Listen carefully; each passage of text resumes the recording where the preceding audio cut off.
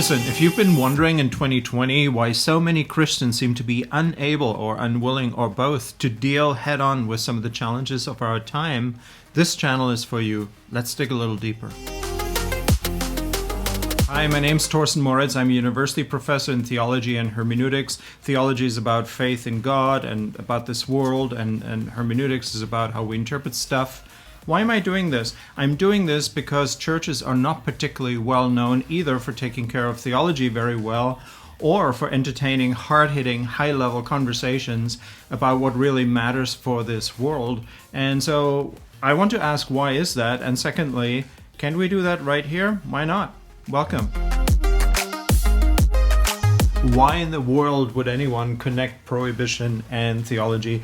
There's a bunch of reasons, but mostly I want to recap briefly what the Prohibition era was about, and then also ask what exactly was prohibited, and then of course make the connection and say, well, in some ways theology is being treated by the church in a similar way to how alcohol was treated in the 1920s. So just to recap, it started around 1913 or so. And the way this happened was that there were a couple of movements. One was the temperance movement, a women's movement. Some women were basically fed up with a lot of the men being drunk half the time and families breaking up and no income. The solution was interesting. So that movement eventually picked up enough steam to make Congress pass the 18th Amendment. And the 18th Amendment prohibited certain things. And by the way, before we go into those things and then make the connection to church and theology, the 18th Amendment is the only one that actually restricts personal freedom. And guess what? Some years later, it's basically the end of the Prohibition, the 21st Amendment was passed. And that is the only amendment that nullifies an earlier amendment, namely the 18th. But my issue here is not personal freedom. That's not the point. It's actually bigger than that. And some of you might say, well, but that's the biggest thing of all. Anyway, let's not go there. Let's keep this focused on prohibition and theology. So the 18th Amendment was passed, and the 18th Amendment prohibited three things. And by the way, drinking was not prohibited. And in the same manner, you can say, well, theology is also not prohibited. There are no churches that are prohibiting theology. There are churches that are not encouraging it. There are churches that are not aware of it. There are churches that think that if you cross certain boxes on a checklist, you've taken care of theology. There are all sorts of problems around church and theology, but technically, theology is not prohibited by anyone. However, what happened with the Prohibition era is something that you can also see in many ways in church history. So what happened? So we had the temperance movement and the anti-saloon league. Politicians came up with the 18th Amendment, and the three things that were prohibited were the manufacture of alcohol, the transport of alcohol, and the selling of alcohol. And of course, the funny thing is that all three of those things happened anyway, but they happened in a different context. So what are those contexts? Well, if you think of manufacture, we have moonshining. You see those pictures sometimes where people have all kinds of contraptions in their houses and whatnot, sort of hidden away from the public eye, and they're producing all manner of alcohol, and a lot of it was probably pretty awful to drink. And there are all kinds of interesting stories around that, how, for instance, people found loopholes. If you had a pharmacy, you were able to have alcohol. If you were a Jewish rabbi, you were able to have alcohol. Suddenly, orders for communion wine in churches went up like crazy. Anyway, so the manufacturing of alcohol was prohibited, but it happened anyway, and we refer to that as moonshining. Of course, that happened away from the public eye. What about transport? Well, same thing. We called it bootlegging, right? Rum running. And you had ships from Cuba and ships from other parts of the world. And somehow the alcohol still came in and it was still sold and passed around and whatnot. And then I said the third thing that was prohibited was the sale. And of course, the selling of alcohol continued to happen. And we're thinking about the speakeasies here. So, and again, I'm tempted to jump right in and say, well, that's kind of like what's been happening with theology. It's not like people aren't interested in theology anymore just because churches don't take care of it. And seminaries have a very peculiar way of taking care of theology. What you basically get in seminaries is a treatment of theology that kind of moves from the text, the biblical text, ends up essentially with lessons for life or something like that. That is how you're taught in seminary to treat the text. So effectively, you actually lose the text and you end up with life lessons.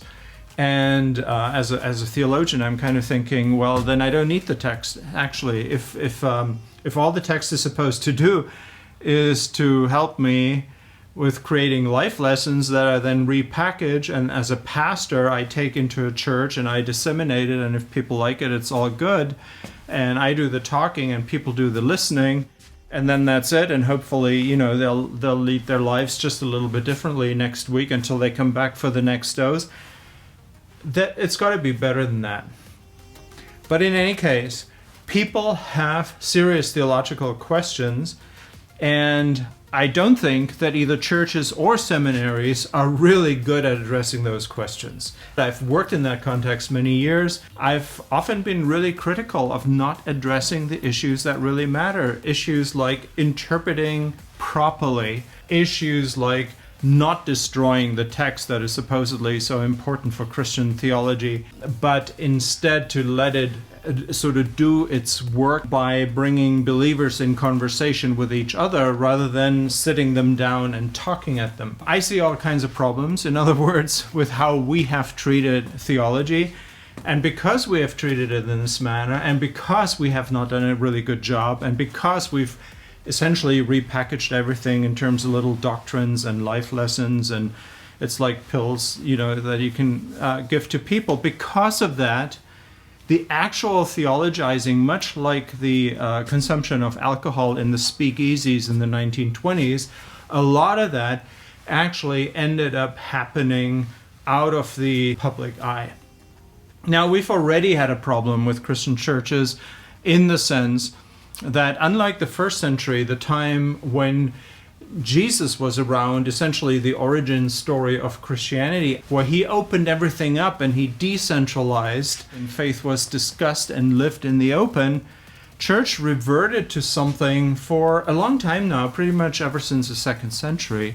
Church reverted to a situation where theology is supposed to be done in a particular place. And it is supposed to be facilitated by particular people who are somehow authorized to do it.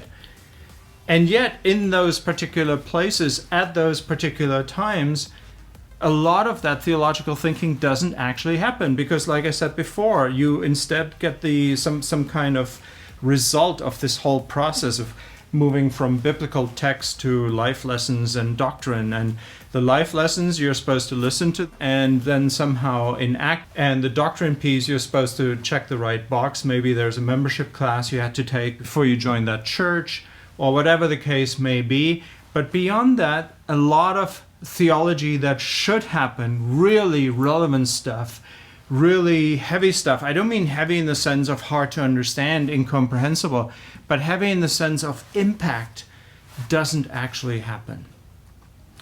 However, much like with alcohol in the Prohibition era, people still want it, at least some do, but now it happens not in the authorized locations at the authorized times, facilitated by authorized people, and so on. For a long time, it happened kind of away from the church scene, and there's nothing wrong with that.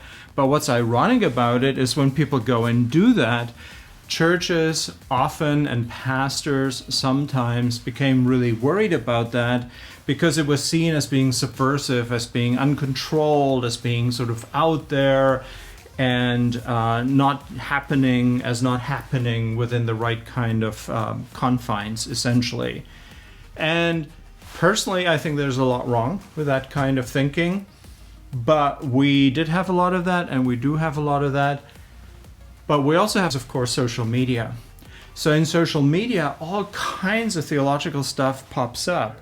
I remember when I first encountered this phenomenon of Christian speaking on television, and frankly, a lot of it's bad. When I first encountered that, I couldn't believe it, that these people actually had an audience and that these audience kept growing. And I'm not going to mention names now, but most of it is pretty bad. And the best you can hope for almost is that something is not so bad, it's just basic and simple or something like that. The moment it's more than basic or simple, it ends up happening at the expense of good interpretation, at the expense of believers actually interacting about real life. It just becomes an event. And that's a problem. So I'm being critical here. I'm being critical of how the church, including seminaries, how they have treated theology.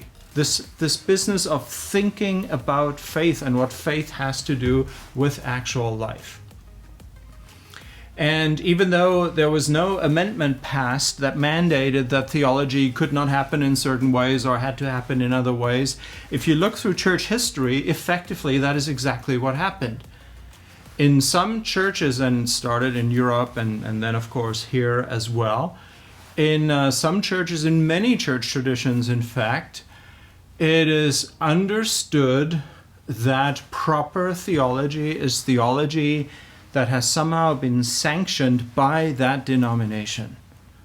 And there are entire seminaries that are devoted to that. If you want to be prepared to be a minister in this or that denomination, you pretty much have to go to a seminary that is authorized by that denomination. And guess what? You're going to be told the things that you are expected to then divulge in ministry.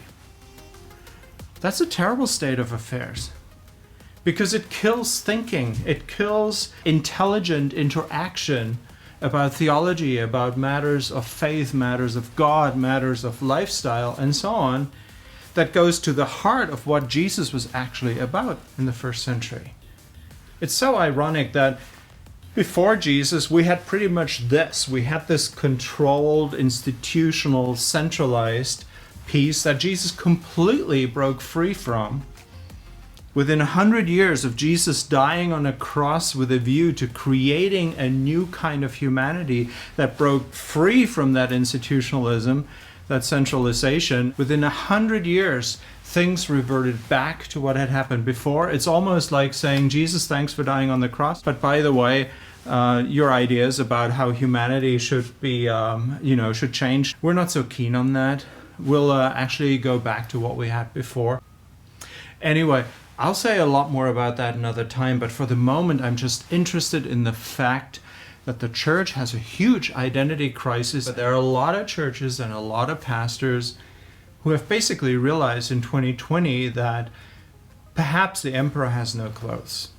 There are pastors who are feeling like right now with COVID and not having congregations in front of them like they used to and not having control over those people. And I'm not saying that pastors are control freaks or whatever. Well, some are, of course. But without having that situation where you have practically a captive audience and you have a measure of control and you feel like you are needed, now that is gone. At least for the moment it's gone. And many pastors are just waiting for that to come back because then they will feel needed again and they will feel that they have something to give. In the meantime, I've had pastors tell me that they're actually afraid that now that people are discovering that you can basically do church without going to church, some pastors are really worried. Because they have all kinds of commitments. There are financial commitments to do with big churches that need to be financed and maintained and whatnot. Salaries and need to be paid and so on. But then if people realize that they can consume that in their bedrooms or at the breakfast table or something without actually having to go somewhere, that of course has pastors and church officials worried. That's just one example, I think, where churches are realizing and pastors are realizing that sometimes they just don't, they're like the emperor with no clothes. Real theology is a communal encounter with real issues, not just from the foundational text, but also actual life issues and people together impacting each other in the process. When Jesus said that where 2 or 3 are gathered in my name, he wasn't kidding. And he didn't mean 2 or 3,000, he said 2 or 3.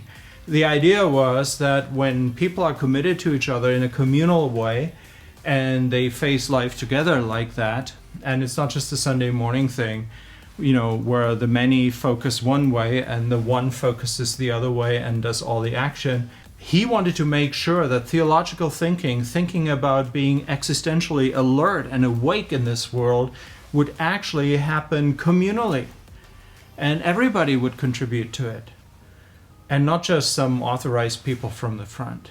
My point is that we do have a bit of a prohibition situation, and no, there was no, there was no amendment. But having said that, over the years in church history, there were plenty of amendments, not in terms of the U.S.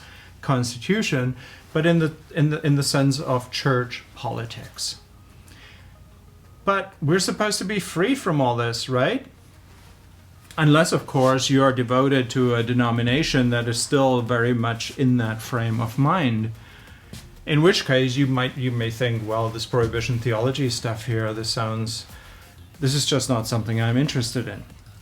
Okay, but if you're not in that environment, if you're in an environment where you think theology should not be kind of pre-digested and narrowed down in certain ways, denominational ways or whatever, if you believe that there should be a place for actual communal theologizing where people bring their different gifts and they learn from each other and they impact each other and so on, then I'm going to have a lot of topics for you that you will find interesting, but you're not going to find either in a seminary context or, on the other hand, in a church context. So prohibition theology is really about putting those things out there and saying, hey, let's be free.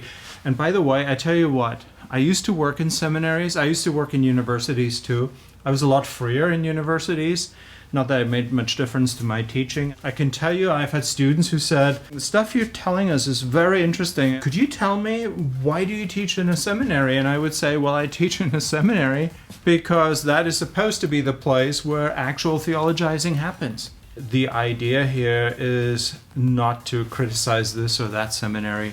The issue goes deeper than that. The issue is more systemic than that. So in prohibition theology, I will raise a lot of provocative issues, not with a view to being difficult or critical of this or that institution, but basically to say to people, look, there's some stuff out here that you should know as a Christian or as someone who's interested in being a Christian or whatever the case may be. There's a lot of stuff that needs to be put out there, and seminaries are not going to do it and churches are not going to do it, but this channel, Prohibition Theology, will totally do it.